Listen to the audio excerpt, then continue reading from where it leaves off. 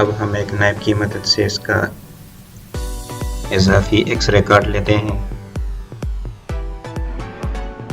ये आपने इसी तरह काटनी है जिस तरह वीडियो में दिखाया गया है, यानी कि नाइफ को बिल्कुल आर्मेचर बॉडी पर ही गुजारनी है ताकि बिल्कुल आखिर में एक्सरे कट जाए।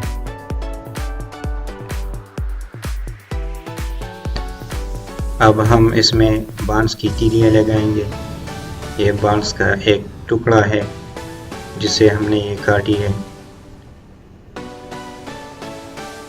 काटने के लिए आपने बांस को इस तरह कड़ा करना है और एक नाइफ रखकर हैमर की मदद से काटनी है इसको, ताकि ये तकरीबन 1 सेंटीमीटर टुकड़ा कट जाए।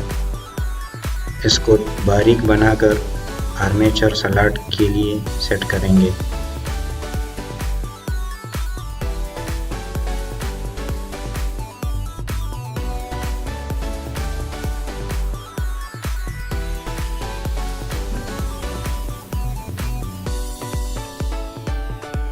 अच्छा, ये बन गया है, ये देख लीजिए। और वीडियो के मुताबिक आपने इसको आर्मेचर में बिल्कुल इसी तरह से डालनी है और इसका इजाफी जो तीली है वो नाइफ की मदद से काटनी है। ये एक तीली तकरीबन आपके लिए 3 स्लॉट कवर कर सकते हैं।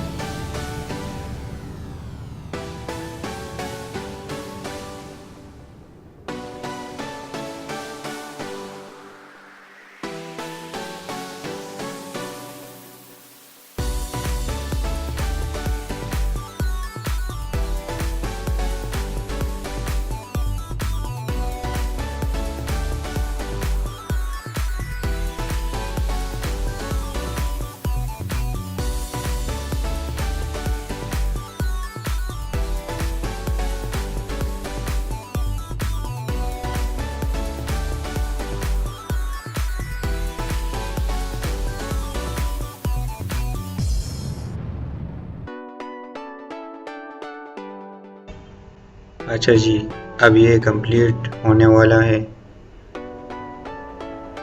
अगर तीली एक साइड से मसला करे तो आप दूसरी साइड से भी चेक कर सकते हैं।